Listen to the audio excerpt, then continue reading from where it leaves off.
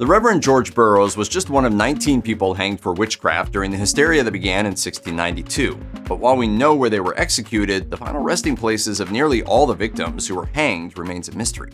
This is one of the untold stories of the, Salem witch trials. In January 1692, two young Salem girls began having fits that a local doctor diagnosed as witchcraft. In swift succession, several other girls began suffering from the same symptoms and accused 3 people of being witches: an enslaved woman named Tituba, a poor elderly woman, Sarah Osborne, and Sarah Good, who had lost her family's wealth and lived essentially homeless, renting rooms as she came across money. Soon, the accusers at the center of the Salem witch trials began implicating a growing list of people in the region. A series of trials followed, and by that August, when Reverend George Burroughs sat atop the gallows, 6 others had already been put to death.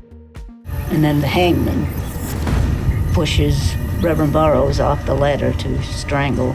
Robert Califf, a Boston merchant and critic of the trials, witnessed the execution of Burroughs and the other 4 victims that day. In his accounts of the trials, he wrote, "When he was cut down, he was dragged by the halter to a hole or grave between the rocks, about 2 feet deep, his shirt and breeches being pulled off and an old pair of trousers of one executed put on his lower parts." He recalled that the grave was so shallow, one of Burroughs' hands and his chin and the foot of another victim were left uncovered. Because the victims of the Salem trials were considered witches, they were denied a proper Christian burial in consecrated ground.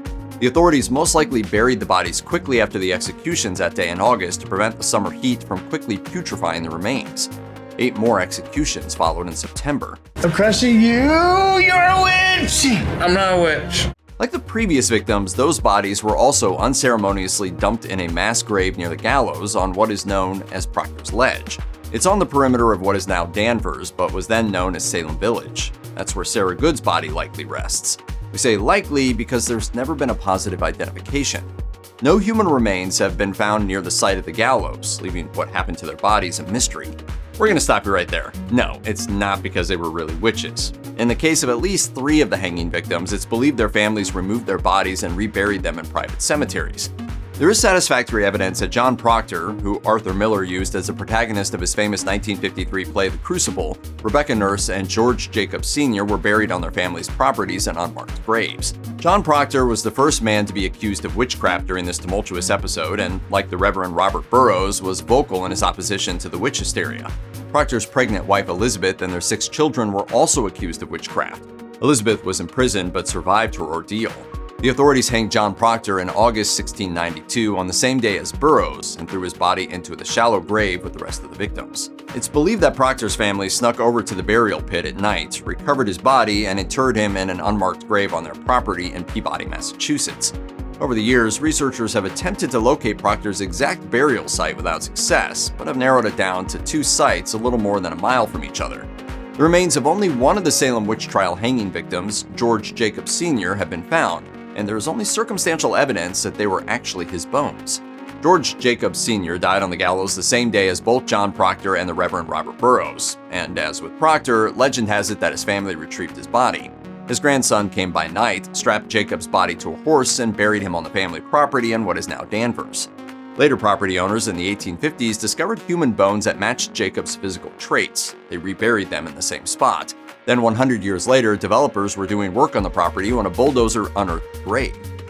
The town of Danvers removed the remains and eventually reburied them at the site of the Rebecca Nurse homestead. Jacob's new grave, made to look as if it was from the 17th century, has a quote from his trial which reads, "Well, burn me or hang me, I will stand in the truth of Christ." Nurse was a well-respected resident and 71-year-old grandmother when her neighbors accused her of witchcraft. The sheriff hanged her on July 19, 1692, and her family secretly buried her on their Danvers property in an unmarked grave. Her descendants erected a granite memorial in her honor in 1885. Beyond the puzzle of what happened to the bodies of most of the victims, there remains another mystery that still surrounds the Salem witch trials. How did this tragedy even happen? Theories on its causes include mass hysteria, a brutal winter, being actual witches, and a hallucination-inducing fungus found on cereal grains. Not really that witches part, just making sure you're paying attention. While the exact cause of this brutal episode in American history may never truly be known, researchers may still one day discover the final resting places of its lost victims, especially in light of a relatively recent discovery. In 2016, researchers confirmed that Proctor's Ledge was the site of the gallows used during the witch trials. Sidney Purley, a local historian, had pinpointed the location in 1921. On July 19, 2017, the town of Danvers dedicated a memorial to the victims of the Salem witch trials at Proctor's Ledge on the 325th anniversary of the executions of Rebecca Nurse and 4 other women. The memorial contains the 19 names of the women and men who died there.